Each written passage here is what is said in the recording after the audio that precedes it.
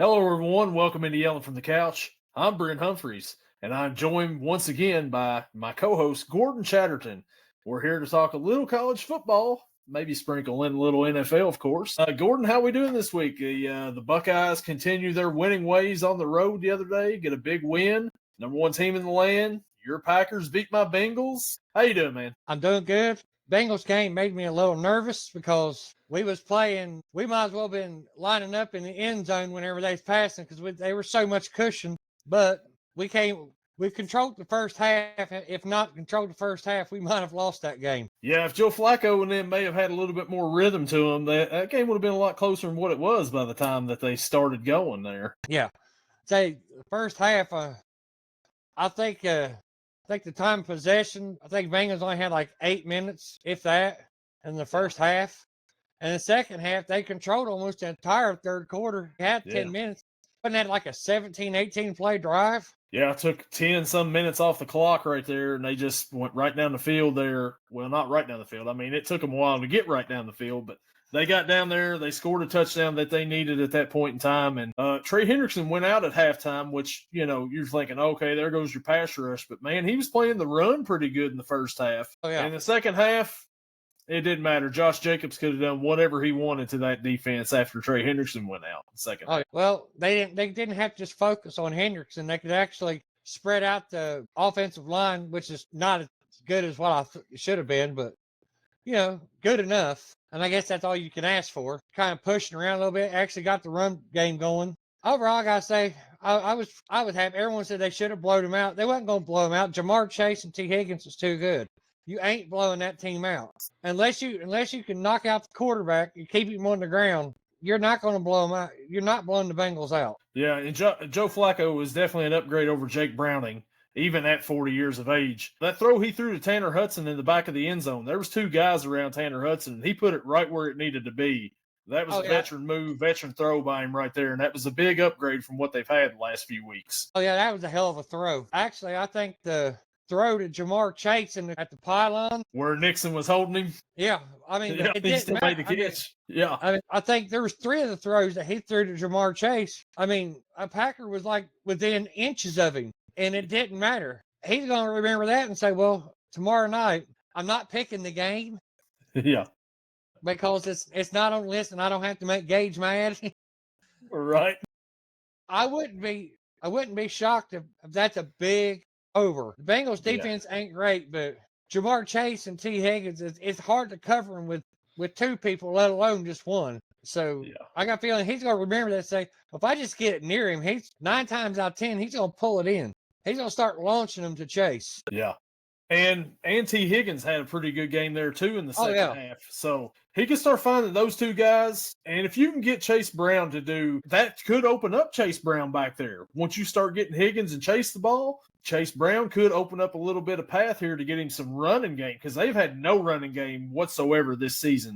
But if you could do that and get that opened up, I don't know, man. I'm starting to get a little bit of hope here. Yeah, well, you deserve a little bit. Your Wildcats ain't giving you none. Hopefully the Bengals will start. Well, that's so we will focus on the college football. We're getting to it right now. But last weekend, it was a good weekend for college football because my Kentucky Wildcats did not let me down as they were on a bye. So that was a good thing.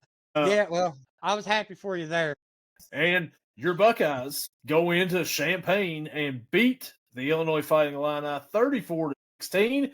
Gordon, they give up a red zone touchdown. What is going on? The sky is falling in Columbus now, man. They should fire Ryan Day right now, right? No. Like I said last week, it was going to happen.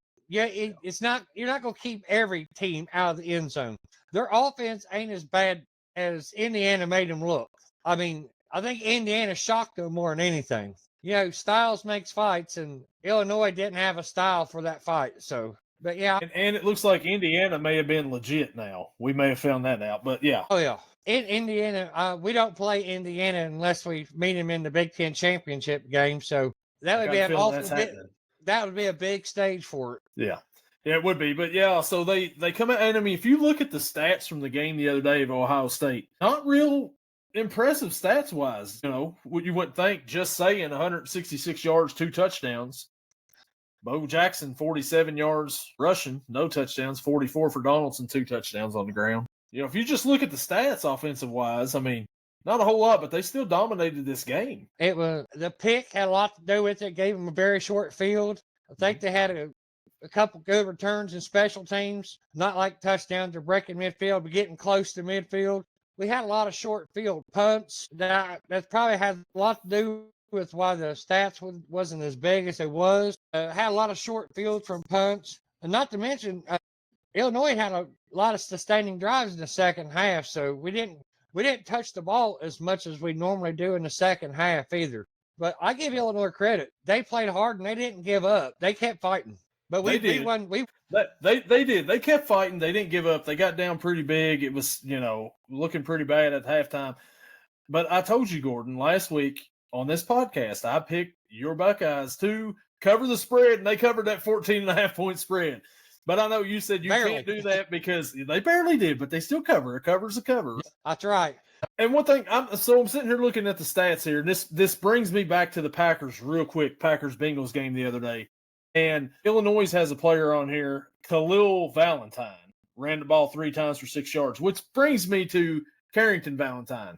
Will you calm down, Carrington Valentine, former Kentucky Wildcat cornerback? You're talking too much smack over there. You're not that great. Calm down a little bit, Carrington. Well, just had to get that off my chest there. Well, if you play DB in the NFL and you're not a little bit cocky, you probably don't need to be there. You're probably right, but I mean, man, that was a little much for me. And I was like, come on, Carrington, I want to cheer for you, but right now you're just pissing me off, okay? To me, you need to be selective of when you do your trash talk. When you're going against 2 guys that you definitely can't cover by yourself, maybe you should keep your mouth shut. Yeah, like he made a really good play knocking the ball away from Jamar Chase. And the very next play is when Chase got that touchdown at the pylon. It was like, okay. It wasn't on Carrington, but still, your teammates still have to back you up too when you talk that trash, Oh, yeah. So you got to think of them as well on that. But, man, big dominant win for the Buckeyes once again. They're rolling right now, man. They're the favorites right now to go to the national championship once again. The defense is kind of iffy right now at this point. Maybe they should fire Matt Patricia, right, Gordon? Is that what we're thinking up here? Are we getting delusional up here yet or no? No, I ain't calling for nobody's job yet. Depending on what we do at the end of the year. We're going to go over a list of the coaches that's been fired so far here in just a little bit. But, they're not performing so well early on, so they're giving them the quick hook. So you're not ready to do that to Patricia yet at the defensive coordinator spot. No. I'm only kidding here, of course, because, Yeah. Since we're getting ready to talk about coaches that have been fired. I know one you're going to bring up is James Franklin. Absolutely. So that's a big one. But before we go and throw dirt on the coffin, maybe let's step back and let's take a look at some of the players that have come out of Penn State under his watch that are on both of our teams and some of the other teams in the NFL that have made big impacts. There's Saquon Barkley. Pretty good running back right there, I would say. On my team, there's Micah Parsons. Pretty good edge over there. Yeah. And one of our better offensive linemen, Rasheed Walker, was on the same team as Saquon Barkley. Then on your team, Mike Gesicki was a Nittany line. Nittany line, yep. And there's a San Francisco defensive end that Yerder Gross Matos. I can't say his name, but you know who I'm talking about. That's pretty good right there, I would say. And Tampa Bay, one of Baker's favorite targets, Chris Godwin, was a Nittany line. And then I can't remember his name, Abdul Carter, New York Giants. He brought some good players in the NFL. Okay, now let's start kicking the dirt. Yeah, we'll kick some dirt on him here in a little bit. I'm going to save that for my yell or no yell. But yeah, so this Saturday, we'll talk about it here after a while too. We'll pick it. Both our teams got a game this Saturday. Ohio State, number 1, travels to Madison, Wisconsin to face the Wisconsin Badgers. On a scale of 1 to 10, Gordon, how confident are you in this game? 9.9. I can't say 10 because there's always a fluke somewhere. There's always that chance, yeah. Yeah, absolutely. I'm with you here too, man. I think Luke Fickell may be the next one to fall out of the Big Ten head coach. I think Luke Fickell is better suited for the Group of 5. When he was when he's the coach of Cincinnati, he even got him to the Natty. Yeah, or to the 14 playoff. He's better suited for that. he's a great defensive mind. I just don't think he's good for the whole round thing. Offense, and if he's going to be a head coach, he needs to keep as far away from the offense as he can get. Yeah, just I think the so. Defense. Yeah, I agree with that too. Like I said, we'll pick it after a while, but yeah, I think it's pretty safe to say that Ohio State's probably going to be. I think they're really 27.5-point favorite. Wouldn't surprise me if they go up there and cover. I know Wisconsin's got a good defense and everything, but Alabama kind of just took them out back to the woodshed earlier in the year, and I think Ohio State's a lot better than Alabama is. Yeah, we don't have the names or nothing like that. We got a couple of names on offense, but we got one name with defense. One. Caleb Downs. So, I thought you were going to say the Styles boys over there. Well, they're good. But... yeah, Sonny and AJ. No, just kidding. Well, AJ. Yeah. And then also another game Saturday, which was going to be part of our picks after a while, and we'll talk about it a little bit then. Of course, I guess we have to talk about it. I don't know. Do we have to talk about it? Yeah, we have to talk about it. Number 21, Texas Longhorns roll into Lexington to face the Kentucky Wildcats. Scale of 1 to 10, confidence for me in this game. 1. If I could go any lower than that, I probably would. I'll go 1 since I put a scale of 1 to 10 on here. I'll go 1 on the confidence level. You're going 5 on this. Yeah. 5. I just have no confidence whatsoever in Mark Stoops right now is the thing. I agree with you on that, but there is a method to the madness, and styles makes fights. The type of style Kentucky plays, Texas does not play well. They're not soft. But if you hit them in the mouth a few times, they start to fold like cheap tents. Last week, we forgot to mention a game on here on our pick'ems. We teased it a little bit, and I kind of dropped the ball on it. The Red River Rivalry. We did not pick that one, but Texas defeated Oklahoma in that one. John Mateer, I think he came back a little early from that broken hand. No, I'm almost positive. I watched a little bit of that game, but it was already out of hand. Some of the balls he threw. I see what you did there. It looked like... Oh, yeah. Yeah, it was. When he threw the ball, it looked like I threw it. It was wobbly and weak, and it was not basically good. What I'm telling you is I can't throw a football very good. Yeah, it was not good at all.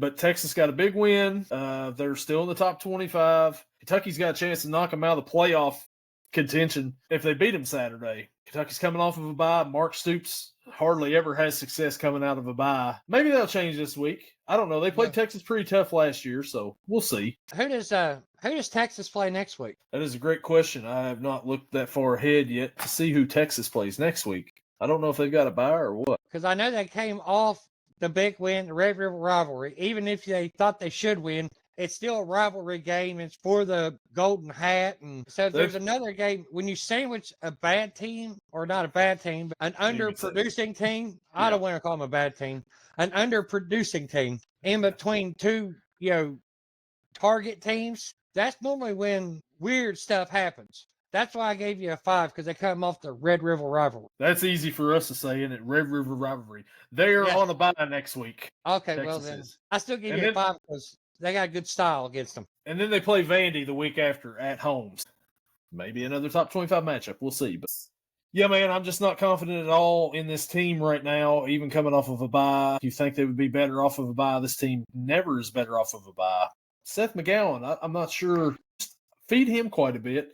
Give Cutter some easy throws and see what happens. I don't know. That defense, Texas defense is pretty good, though. Well, only thing I can tell Mark Stoops that he would never listen to, because he doesn't know this already. No, I mean for the game. You've got a decent tight end. Use them in the middle of the field. If you watch the games, 9 times out of 10, he's got like 3 yards of separation because they don't hardly throw to him. Yeah. So no one covers him real close. Yeah, and Willie Rodriguez is a sophomore, and he could play in the NFL. I think he's that good at tight end. Utilize him more. Well, then they got 2. Him and use him.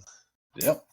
I agree. Go into the 21 personnel. Get the 2 tight ends in there. Yeah, we don't have to say cut her loose this time, but, hey, cut him loose every once in a while, No, cut him loose for 7 yards or less to tight ends. And then you might be able to cut it loose once in a while deep. Well, that's kind of our little small preview for this week. I mean, we're not really getting into a whole lot of previewing there because we're going to pick it after a while. But, Gordon, let me tell you about Eller No Yell is the next topic here. Once again, we don't have the little sound effect yet.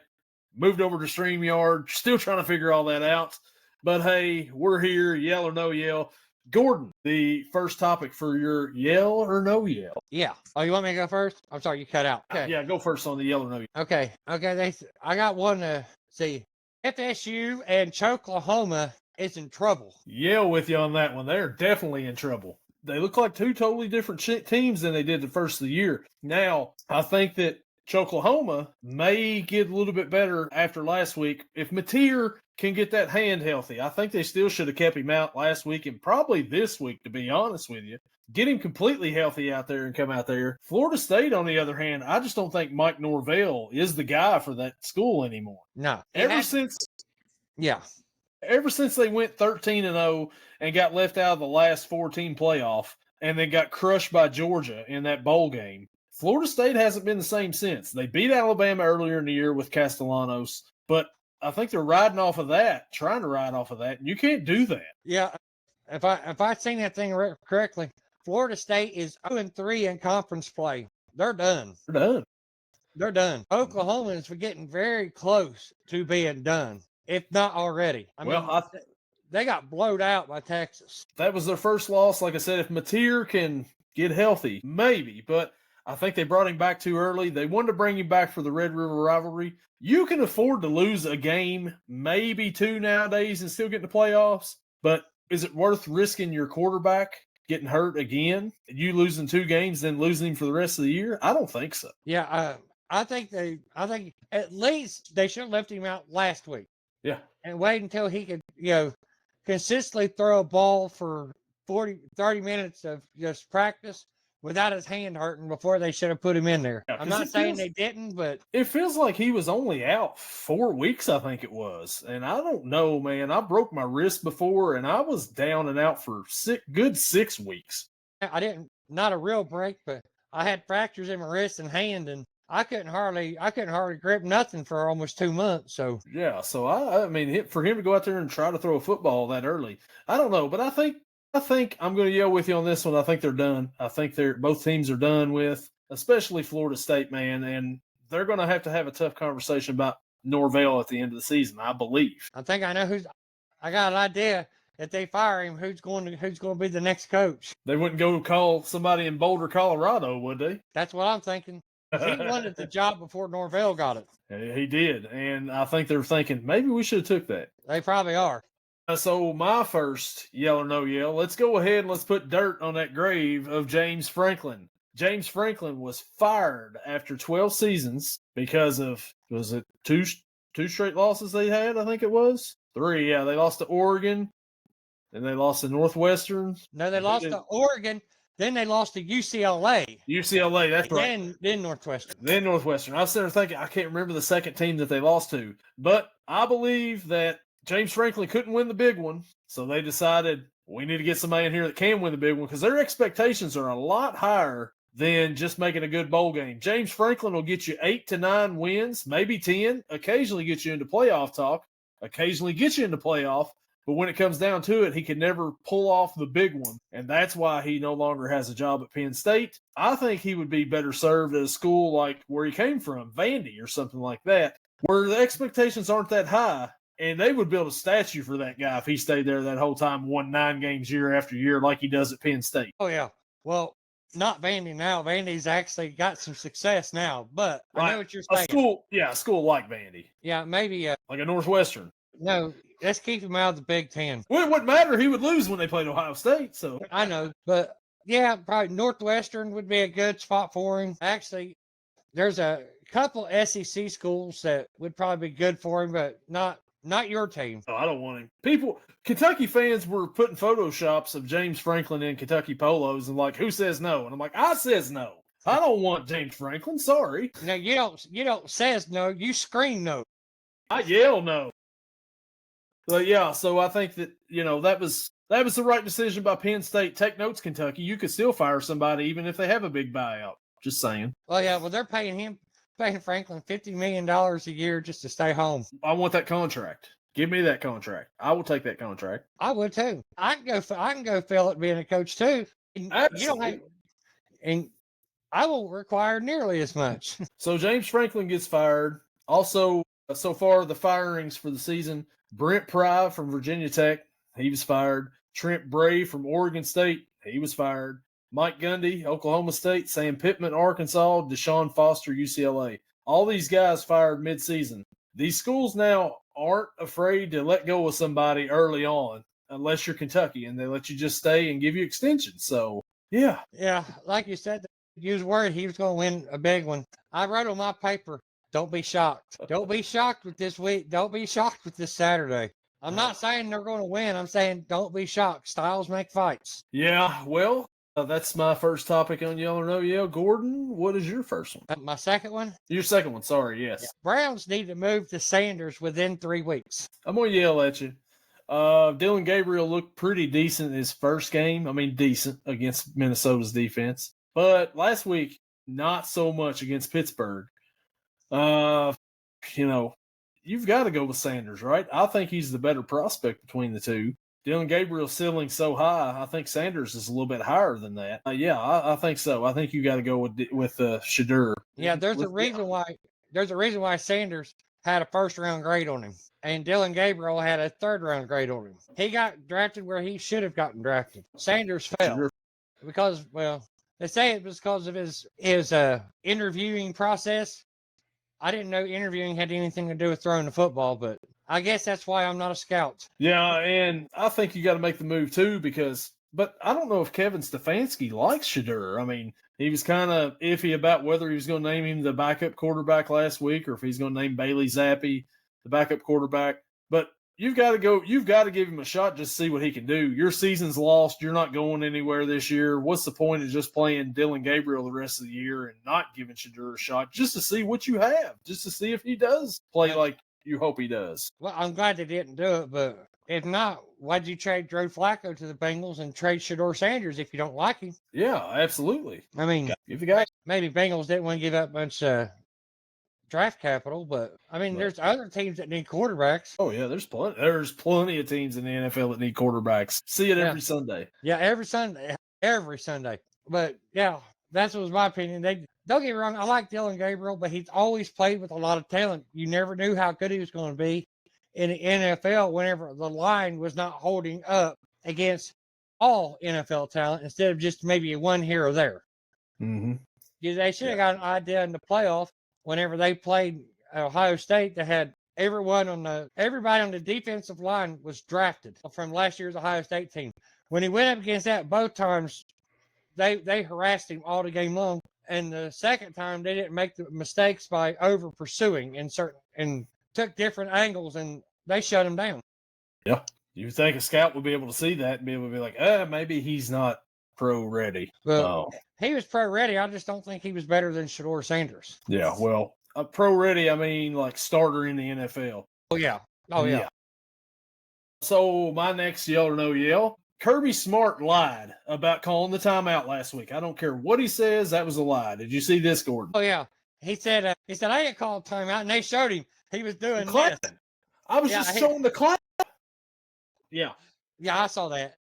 That was pretty good. Next time he came down the sideline and was calling the timeout, someone said they shouldn't have gave him timeout because he was just clapping. Yeah. That's what they should have said. I thought you were just clapping. Sorry, I didn't give you that timeout right there. Yeah. He should be fined by the SEC, man. That was a pivotal part of the game, 13-10. He got a free timeout right there. They were about to get a delay of game, and he comes out there saying, they're clapping. After he called timeout. I don't care what he says. Kirby Smart is a liar. Well, most of the coaches that are really successful do a lot of lying on the sidelines. But they don't get caught on camera, though, in a big pivotal part like that. I mean, that changes games like that. Oh, yeah. Well, there's a lot of stuff I've seen where referees ain't calling a lot of stuff either, but that was blatant. It's like in baseball, if you're in the outfield and somebody's banging on the trash can when the fastball's coming, and the batter knows what it is, you know? Yeah.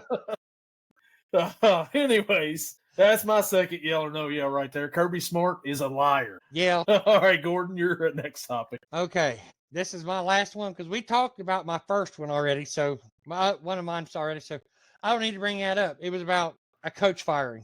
We've already discussed that. Gotcha. IU are they on the same level as OSU? Oh, man, this is tough right here. This is really tough because you don't think of Indiana as being a power, right? And then you see them this year. You see them last year. They make the playoffs last year. Kurt Cinetti comes in there, and you're like, okay, come from James Madison. He built James Madison up pretty good. Gets into Indiana last year. They make the playoffs. They lose the first game, though, but they still made the playoffs. So you're like, okay, anybody can do it. 12 teams now, one-hit wonder, right? Comes out this year, and they just pound Illinois in a top 25 matchup. Just absolutely pound them. Then they go out to Oregon. You're like, all right, it's time to come back down to reality. Game day's out there. Dan Lanning and Pat McAfee's out there taking their shirts off together in the crowd, getting everybody all riled up and everything. You're thinking, oh, boy, Oregon's going to be fired up and ready to go. And they just controlled that game for the most part. Second half, they really just – Oregon couldn't keep up with them. I mean, they had no answer for Indiana, and it was really impressive for them. Are they on the same level as Ohio State? Man, I don't know yet. I don't think they're on that level yet because that's a whole different level. But I can see them getting to it, actually, to be honest with you, before the end of the season. I can see them getting to that level. I think Cinetti is a really good coach. Yeah, I was going to say, though, that, I mean, as far as historically, no, not even close. But this season, I think they've got toes on that tier. I mean, they're playing well enough that they've got toes on a tier on the tier of Ohio State that OSU's on. I brought this up because I don't want to seem like I'm just a homer. Like, no, this is my team. No one can beat them. No, someone can beat them. It's going to, it may not happen this year, but it's happened in the past. Mm-hmm. We had a dominant defense, kept Texas out of end zone on red zone, out of the end zone when they was in the red zone twice all year. I knew someone was going to score on them, and I think Illinois did it twice. Yeah. I think both their touchdowns was in the red zone. So I knew it was going to happen. But as far as, they was talking about type of coverage that Illinois was playing on Indiana, played right into their hands. They was playing like medium zone, and Indiana just chewed it up. So Illinois probably didn't play that with anybody else because they said, well, this doesn't work. Well, they've got some players too, man. Surratt and what was it? What's the other wide receiver they've got out there? He caught quite a bit too. He looked pretty good too. Mendoza, the quarterback. Mendoza does look good. He looks good too. So I mean, they've got players. It's not just like some fluke Indiana, just a blip on the radar. He's turned this program around. They're looking really good so far. Yeah, they got a good running game too. Yeah, all phases of the game. Indiana's looking good right now, and they're number 3 now for a reason. So. Oh yeah. So. All right. So that'll bring me to my next topic, and this is kind of a little off the board a little bit, but it's college sports. Texas Tech was fined $25,000 this past weekend for throwing tortillas on the field. That's a tradition that they have in Texas Tech, which is kind of crazy. But it brings me to this point. If you're fining Texas Tech for throwing tortillas on the field, can we get rid of the cowbells in Starkville? Yeah, I agree with you. I mean, they say it's safety because if you step on them, you're gonna slide. Yeah. That's the whole point. But there ain't nothing more annoying than them damn cowbells. Yeah. You talk about a home field advantage, that's one, and it's written in the rules that they're the only ones that can have it. And it's like, well, how is that fair? Well, I mean, I don't see. I mean, it's actually in the rules that they're the only team that can have cowbells. Yeah, the SEC has a rule that you can have no noisemakers except for Mississippi State. They're allowed to have cowbells. It is written in the SEC rules that they are grandfathered in to be able to have noisemakers a la cowbells. Oh, that needs a change. Yes. So I'm saying, look, so I'm just, tortillas, I get it, safety reasons. There's a reason why they got fined. They should have got fined. My point is, you shouldn't have home field advantages if you can't let everybody have a home field advantage. Right. Hey, they should just been thankful. It could have been like the WNBA game. Someone could have been throwing purple dildos at them. That happened in a football game, I believe, too. There was a pink one, and I don't know, man, but they, I would hate to slip on one of those out there in the field. Have a hard time right there trying to get back up, Okay, that was a nice little pun you threw in there, too. Throwing dildos on the field and have a hard time getting up. Man, well, it's a game of inches. So, oh man, we're getting off the rails here for sure. You have any more yell or no yell topics, Gordon? All right. All right, so that's our yell or no yell segment. Maybe the best one yet. I don't know. We'll see. But that'll lead us now into some picks. And I don't really keep up with the college football picks as much as we do the NFL. But, Gordon, if you want to know what we went last week on the NFL, man, you killed the NFL last week. You had 2 losses. I think I'll take maybe 3. I had 2. I had 3. I missed 3, both Monday nights. Yeah. Both Yeah, me and you had 1 loss going into Sunday night. I missed Sunday night, and I missed both Monday nights. Other than that, I would have been right there with you. But, yeah, man, it was good. We were looking really good going into the primetime games. Gage, not so much. I'm calling you out, Gage, right now. You got to be better, son. It's week to week. You just never know, right? No. I said, though, in a way, I was wanting to take Pittsburgh, but I said no. I said, styles make fights. I said, there's something that makes me want to take them, and boy, did they let me down. Not as bad as the Jets did against Dallas, but Yeah, the Browns did let you down there against Pittsburgh, and Gage said he's not going to gloat, but he may gloat a little bit tomorrow. I don't know. We'll see. Well, I won't be on there tomorrow night because I got to go to work Friday morning, so I got to be up at 4:00. And tomorrow night the Bengals play the Steelers. We usually record during the last fourth quarter of that game. Yeah, we may just live stream during that and then record afterwards because I don't think I could sit here and record while that game's going on. We may just sit here and just trash talk each other on a live stream or something until then. I don't know, but it'll be interesting to see. So maybe stay tuned for that. But into the pick'ems for this week, and let's go ahead and let's start off, Gordon, with the number 1 team in the land, the Ohio State Buckeyes. Travel to Madison to face the Wisconsin Badgers. I believe Ohio State is a 27.5-point favorite in this one. Do you like the Buckeyes to cover? The line moved? Yeah, when I looked at it either yesterday or the day before, it was 24. 24.5. Maybe. I think I looked at it just a little bit ago. I think it was 27, but we'll check it right now. But what do you think about it? Well, I think Ohio State's going to win.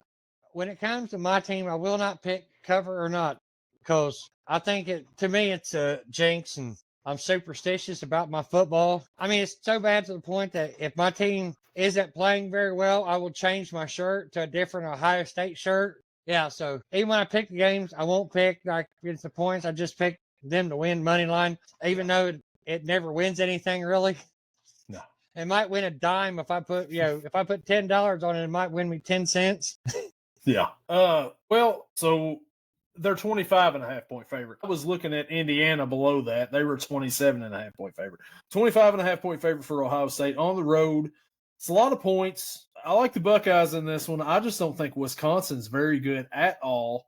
They're going to play Ohio State good to begin with a little bit. It's going to be a little bit of a defensive battle. And then just saying's going to remember, oh, yeah, hey, I've got Carnell Tate over there. Look on this side. I've got Jeremiah Smith. There's Max Clare right there. Hey, look over here. I've got Bo Jackson in the backfield. There's C.J. Donaldson. And then they're just going to take over and just overwhelm Wisconsin at the end of it. So I got Ohio State winning. I said, I got them winning, but would I like to see them win by 30? Yeah. Well, I like to see them win like they beat like they won against Grambling State earlier this year. Oh, hell yeah, I'd love to see that. I just thought I just won't make a pick to say that. So the next game we go to is number 21 Texas Longhorns traveling to Lexington to face my Kentucky Wildcats. Texas is only a 12.5-point favorite on the road. Gordon, what do we think here? Well, I told you earlier, don't be shocked. Okay, smart money says Texas wins, but if they win, I don't have them covering. I think it's going to be a close game, very close. Kentucky should run the ball, make it muddy. You can run on Texas. Just about every team has. Well, Ohio State didn't because they tried to use James Peoples more and Donaldson, and they just didn't have the speed at first. But other than that, just about every other team has ran on them. Kentucky's a pretty good running team. Go ugly up the game. So, like I said, smart money says Texas, but I wouldn't take the points. I would take Kentucky with the points. Kentucky coming off of a bye. Usually not too good for them with Mark Stoops. They played Texas tough last year. This game's at home. Texas hasn't looked really that great all season long against anybody, except for last week. They looked pretty good against Oklahoma. Kentucky, they can run the ball. Seth McGowan, feed him. He was second in the SEC in rushing yards before last game. Give him the ball some. 12.5. I think Texas wins this game, unfortunately. But I think Kentucky covers. I think that they stay close with them. And it's an ugly game all the way up until the end. But Texas just kind of pulls away there towards the end and wins by maybe 7 to 10 points, I think. But Kentucky will keep it entertaining for the most part. Like I told you, so don't be shocked. I hope you're right. I hope I'm wrong on that. Well, I mean, we both picked Texas, but I hope they do pull off a shocker. That'd be pretty good. Even though I'm not a fan of Mark Stoops, I want Mark Stoops gone. I think his time's over with. I still want to see Kentucky win games. I don't want to sit here and watch Kentucky lose games. And this could be the last Saturday where Kentucky football fans pay attention to football. You're 2-3. You fall to Texas, you'll be 2-4. Next week, Kentucky's got a game in basketball against number 1 Purdue as an exhibition game.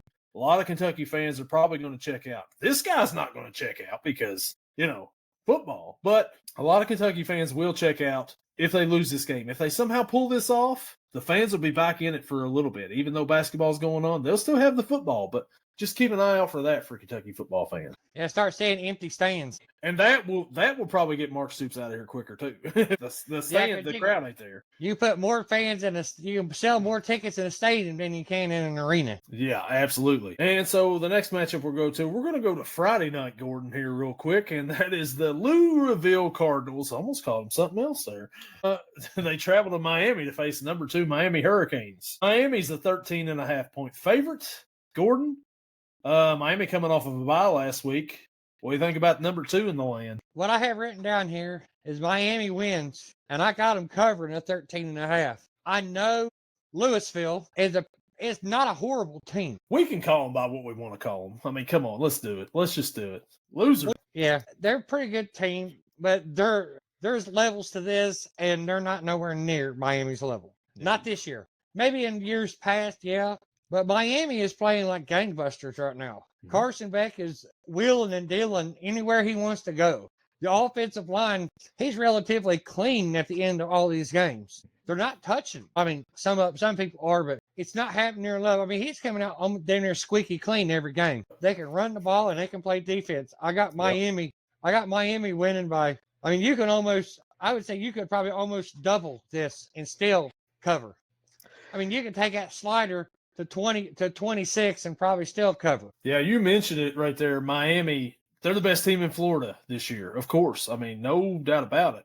Carson Beck's played pretty good. Like you said, it's been clean. What's impressive for them is that defense has played really well so far for Miami, surprisingly. And, of course, Louisville, they're a 13.5-point dog. I'm taking Miami in this one because it's L's down all day, every day over here on this podcast. Give me the Hurricanes.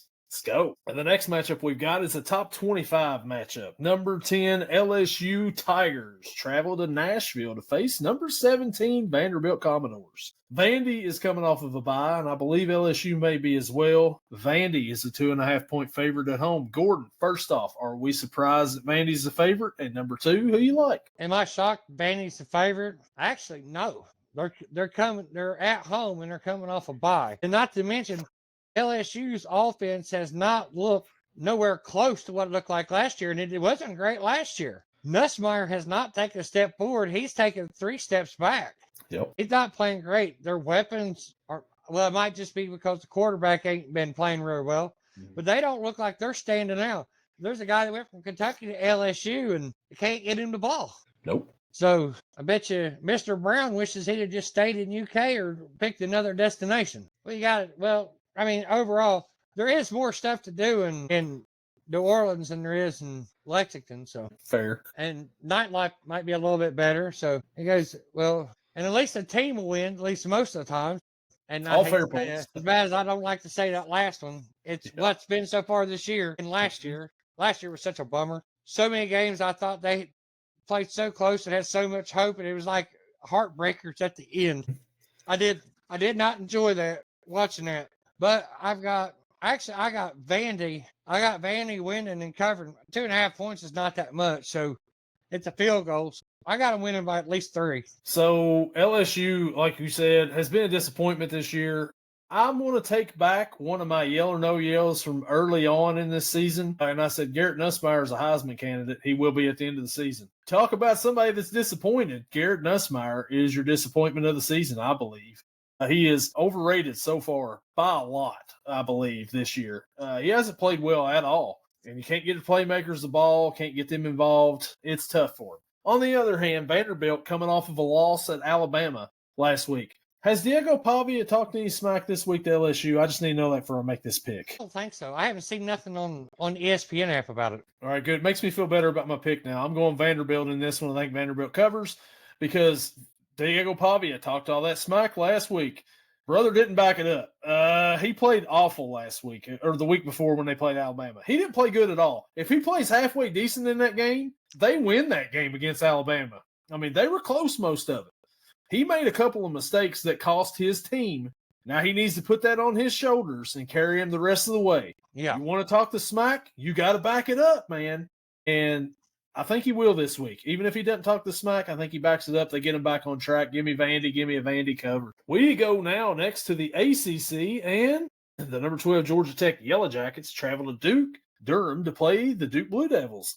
Duke is a 1.5-point favorite at home. Gordon, are you surprised by this spread? And what do you think about it? I am, even though Duke's at home, Georgia has played, well, Georgia Tech has beaten people on the road that they probably shouldn't have beat, but under normal, in other years, they wouldn't have beat them, the same team. So there's something about that team this year. Their quarterback, he's king. He's actually a decent passer, which is Georgia Tech. I know, sorry.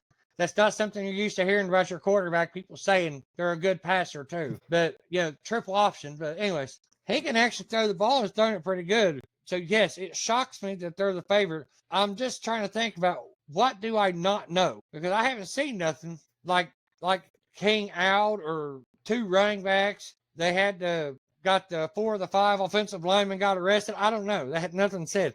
But I've got the upset, evidently, Georgia Tech over Duke. Man, well, Georgia Tech, Hayes King, like we mentioned, he's been really good all year. Also pretty good rushing quarterback as well. But he can stand back there and he can throw the ball too. Really impressive with him. And like you said, you don't usually get that with Georgia Tech. You think Georgia Tech, maybe they're running triple option. I don't know. Duke, on the other hand, they played pretty well this year, too. They got a couple losses. They lost to Illinois. They lost to Tulane, which, funny enough, Tulane's old quarterback transferred to Duke. So that was kind of odd for him, I would think. He'd think he was getting an upgrade by going to Duke from a Power 4 school, or Power 5 school, or a Group of 5 school, sorry. Man, Duke beat California last week by a bunch. Is that something? No, it's probably not. Duke's at home. Duke's not a bad team, actually, but I got Georgia Tech winning this one, too. I've got Georgia Tech covering, of course, because they're the road dog, Jesse James. And there's my road dog mentioned for this week on the podcast. But, yeah, give me the Yellow Jackets in this one. I think they win over Duke. The Ramblin' Wreck. And the next matchup we've got here, go back to the SEC, and it is the number 14 Oklahoma Sooners traveling to Columbia to face the South Carolina Gamecocks. Oklahoma is a 5.5-point favorite on the road. John Mateer expected to play. Gordon, what do you think about Oklahoma being a road favorite here at South Carolina? Well, the way they played, with the exception of last week, the way they played and the way their defense played, them being favorites, it's kind of, expected. But the question is how is that hand? If Mateer's hand is fine and last week was just an abomination because everybody could have a crappy game, then Oklahoma should win this pretty easy and cover. But because I don't know that, I have no faith in South Carolina, obviously, because they're good one week and then they're complete garbage next. So give me Oklahoma win, but a South Carolina cover. 5.5 is too many points. I'll tell you, South Carolina this year has looked good in one game, and that one game was against the Kentucky Wildcats. Other than that, man, the first game of the season they played Virginia Tech. They didn't beat them by a whole lot. And then we seen what happened to Virginia Tech's coach. They let him go because they haven't done nothing since. And then, Lenore Sellers, there's another guy that was a Heisman potential candidate. Not been good this year so far. They've got some weapons out there, but they don't utilize them a whole lot. This team should have been a lot improved from last year, and they're just not. They're just not a very good team, really. Oklahoma, like you said, the big question is the hand. John Mateer's hand. How's it going to hold up? I'm going to assume that it's better than it was last week. Oklahoma's defense is still really good. Lenore Sellers will be a little bit of a test for him, but I think Oklahoma wins this game, and I got Oklahoma covering by a touchdown. I would have picked that too, but I wasn't sure about the hand, so I figured the defense would keep it low enough to where they might win, but it'd just be a cover, So, but I have to. You took back. You made a Heisman apology earlier. I got to make one too. I said Castellanos was in the running for the Heisman Trophy. That was bad. Look, hold on a second, Gordon. Let me check my notes here real quick. Yeah, we're not going over any Florida State games this week, so that's why he has dropped off completely. Man, shoot. What one game, it's funny to me, man, and everybody does it. We did it on here. We do it on the NFL. After, the first week of the season, everybody, overreacts and has these takes. And then, a few weeks later, it's I want to take back what I said a few weeks ago in week 1. I may have overreacted quite a bit. Sorry about that. But, yeah, I mean, it's crazy, man. It's football. Everybody does it. It's great. We both sound silly. I bet if we went back and we listened to some of these earlier podcasts and some of the silly yell or no yells we did, we'd be like, yeah, can we just delete that from the archives or something here? Man, our next matchup we're going to go to, number 4, Texas A&M travels to Arkansas to face those Razorbacks. Texas A&M is a 7.5-point favorite at Arkansas.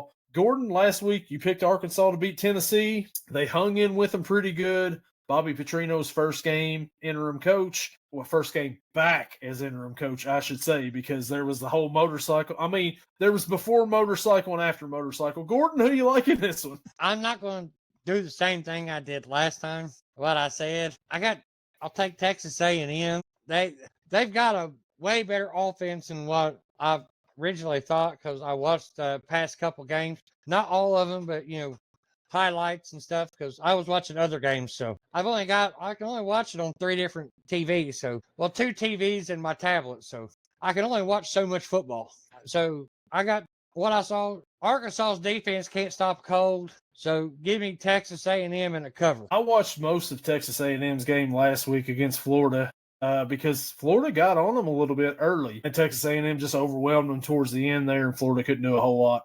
Beat them 34-17. Texas A&M, I don't think people's paying much attention to Texas A&M for whatever reason, but they're a really good football team. They're, undefeated right now. Going into Arkansas, Bobby Petrino's second game as interim head coach. He's going to get that offense looking a little bit better each week. Texas A&M's defense is going to be the best defense that they've seen so far this year. But like you said, Arkansas can't stop anything. Can't stop me and you. They're not going to stop Texas A&M. Marcel Reed, the quarterback for Texas A&M, really good quarterback for them. I like Texas A&M to win this one, and I think Texas A&M covers. The over/under in that game is 60.5. I think it could go over. Yeah, there was one game last week I sat there and thought about taking the over, and I talked myself out of it. And boy, would that did that hit. The USF game, they scored 99 points. USF and North Texas, what a game to watch, especially that first half. And then the second half, yeah. South Florida, man. What a juggernaut for a Power 4 or a Group of 5. They almost hit the over by themselves. The over-under was 66.5? Yeah, 66.5, and they had 63, didn't they? Yeah, they had 63 to 36 or something like that. Something crazy. Yeah, it was. Yeah, 99 points at 63 to 36. I mean, wow. Yeah, there may be a game like that this Saturday. Baylor and TCU play, and there's no defense that gets played in that game. Well, it's Big 12. Bet player props in that one if you want, because both them teams like to sling the ball around. So take that advice from me. The next matchup we have is a top 10 matchup in the SEC. And we got number 5 Ole Miss Rebels and Lane Kiffin traveling to that line, cheating no good Kirby Smart and number 9 Georgia Bulldogs. Georgia's a 7.5-point favorite at home. Ole Miss is undefeated. Barely got past Washington State last week. Gordon, what do you think here? Yeah, they barely escaped Wazoo. At home. Yes. I got Georgia's way better than Wazoo and just about everybody else Ole Miss has faced this year. And not to mention, one of my takes in the beginning of the year was Georgia winning the SEC. Well, they can't keep losing and winning the SEC, so I got Georgia winning and covering. So, Georgia last week, I mean, what was that? Little John Stockton. not a good game for him. No. But once again, for all of Auburn's flaws, they do have a really good defense. They've held some really good teams to some low scores. They just can't score themselves. So Ole Miss, really good offense. Not last week, though. I mean, it took them forever to get going, it seemed like. You're at home to Wazoo. You were a 30-some point favorite. You only beat them by 3. You could have lost that game. You don't have any defense. So Georgia should be a lot better looking on offense this week. Georgia's defense, probably one of the better defenses Ole Miss has seen so far this year. I like the Dogs in this one. Kirby Smart will find a way to, call some timeout, not really call a timeout and say that he was like patting his belly or something like that. And the referees will believe him and whatever. I was scratching my hand. Yeah, so give me the Bulldogs in this one. Yeah, and I think Ole Miss covers. I think it'll be a close game, though, actually. But I think Georgia wins because Ole Miss won't be able to stop them, and they'll be able to stop Ole Miss at least. Yeah, because Ole Miss is lucky Washington State, Wazoo does not have an offense, or they would have got boat raced. Yeah, they would have. And, they're not even in a conference right now. They don't even know who they are, and they almost come into your place and beat you. Yeah, the Pac-2. The Pac-2 almost beat you. The other Pac-2 team fired their coach, so that tells you all you need to know about the Pac-2. The next matchup we got, a team that used to be in the Pac-12. Number 7, Texas Tech, travels to Arizona State to face the Arizona State Sun Devils. Texas Tech's a 7.5-point favorite. Gordon, there's something odd going on last week. Undisclosed reason why Sam Leavitt was not starting for Arizona State. Arizona State ended up losing. Pretty big game for him to be out. I haven't heard anything about him this week. Texas Tech looks really good on the running game. Tortillas all over the place. Who you got? Let's not get back to that discussion. I don't, that was a funny one, though. If Leavitt doesn't play, that backup quarterback is not very good, obviously. No. I hate going against Arizona State because every time I do, I get proven wrong. But I'm going to have to. Without the quarterback, there ain't no way nobody's going to get the ball. So I got Texas Tech. I've got Texas Tech, too. Cameron Dickey ran for like 263 yards last week against Kansas. And Kansas isn't a bad team, but Texas Tech 42-17 over Kansas last week at home. I think that, I think the big key for Arizona State, even if Leavitt plays, he was a decent quarterback. He looked really good last year. Got Jordan Tyson out there at wide receiver, but what is the one thing that they're missing from last year's team this year? Why did they look so much better last year than they did this year? That's right. They may have lost a little running back that may be playing up in New York right now or New Jersey.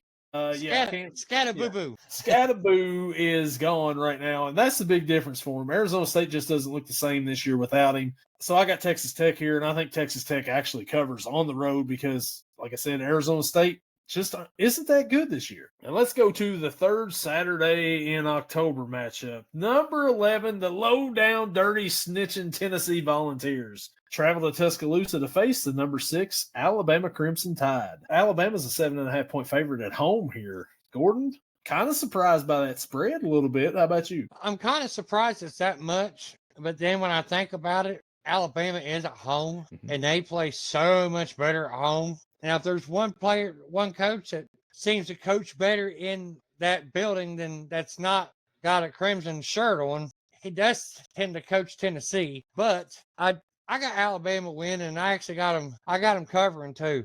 Their defense has gotten better. It's not Saban level defense, but you're not getting that defense back ever again. But I got them covered because I think Mr. Simpson has finally refigured it out again. He knew it at the beginning of the season, then he kind of forgot it for a little bit. At the end of the year, the past few games, it's been, I got a really good receiver out there that if I just get it somewhere near him, he could jump over people and get it. So all's good now.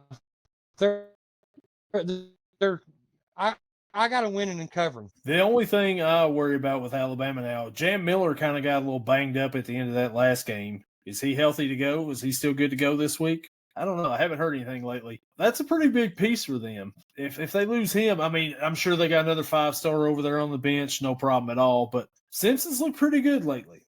Tennessee's a fun team to watch, though, on the other hand. Ooh, I just said that. They're a fun offensive team to watch. They put up points, a lot of points. The over-under for this game is 59.5. I don't think it's going to get to that. So like with Louisville here, unless it's like a ridiculous team or something, I'm always going against the Vols. Give me the Crimson Tide in this one. Roll Tide, roll. They beat Tennessee this week at home, and just embarrass them once again in this little rivalry that Tennessee thinks they've got with them. It's not a rivalry if it's one-sided. No, it definitely isn't. So roll Tide in this one. The next matchup, top 25 matchup, the USC Trojans travel to number 13, Notre Dame Fighting Irish. Notre Dame's a 9.5-point favorite here.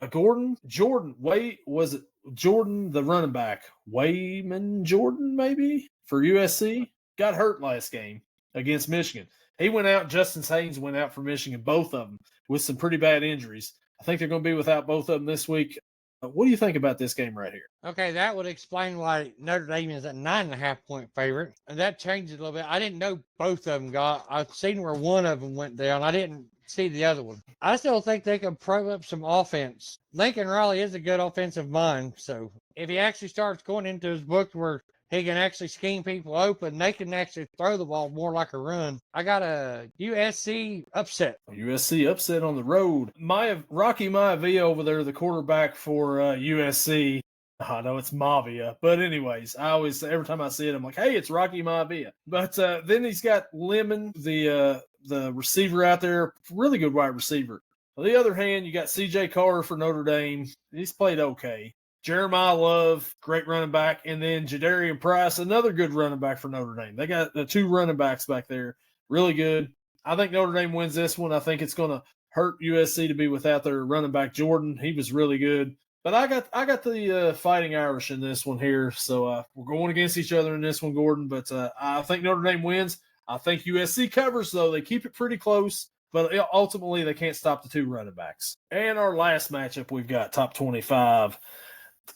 Utah, number 23, Utah travels to BYU in the, what do they call it? Holy War. Yeah, that's right. 3.5-point favorite, Utah. It's BYU, Utah, and Utah State. It's a round robin. It's a holy war. A holy war, yeah. The battle of the Mormons out here. Gordon, who do we got? I don't think I've picked them all year. BYU is at home, and they're a 3.5-point dog, and they're also undefeated and ranked higher. That makes absolutely no sense. Did somebody get hurt? Not that I know of. Not that I'm aware of. I'm going to take the home dog. I'm going to take the little puppy on the porch. BYU. Can't call them road dogs because they're not. They're not the road dogs. I'm going to go with the Utah Jazz in this one. No, I'm just kidding. I'm going to go with the Utah Utes in this one. Cam Rising, great quarterback. He no longer plays there, I know, but it's kind of a gag on this show here to mention Cam Rising when you mention Utah football anymore. He was there for 20 seasons, had a great career half of the time when he was not hurt. But other than that, I mean, Utah, they got beat down by Texas Tech earlier in the season. And since then, they've looked pretty decent. But it turns out Texas Tech might actually be a decent team. Now, BYU hasn't lost yet, but I think they get their first one this time in the Holy War. Give me the Utes in this one, and give me a BYU cover. I think they win by a field goal. So, there we go. We actually differed twice in that time. We did differ twice that time, and that is our picks for the week. Gordon, you got anything else to add to this program here? No, because that segment earlier, it's still going through my head, and I'm still giggling about it. It's a game of inches. Yeah, the yell or no yell is one for the books for sure. Might have to put that out as its own little segment on here, but that may be a short for sure that we can clip out on YouTube. Which reminds us, we just hit over 1,000 subscribers on YouTube. Thank you to everybody out there for checking us out on YouTube. We appreciate that. Thank everybody very much. And check us out on YouTube. Channel? That's our channel. Yeah, we're over 1,000 subscribers. Just, I think this morning we went over. So sweet, really nice. And then we're available on Spotify, Apple, iHeart, Amazon, anywhere you get your podcasts. Check us out. We appreciate it. Give us a like, share, subscribe, comment on here. Tell us that you disagree with our picks. We will comment back to you. We don't care. Who cares? A Tennessee fan wants to get on here and talk smack, go for it. I don't care. Doesn't matter. A team up north fan wants to comment and say that my team sucks. Go ahead. I'll chat with you. I don't care. Yeah, we're good for a little back and forth banter. We don't care. It's football. We don't care about any. Whatever. I got very thick skin. Yeah. So that'll do it for us this week, and we will catch you all next week on this podcast with the college picks. I'll be back tomorrow. Maybe a live stream may pop up tomorrow during that Pittsburgh game. It may not. Me and Gage may be ready to fight tomorrow night by the time that we do our pick'ems, but we'll see how it goes, and we'll see you all next week.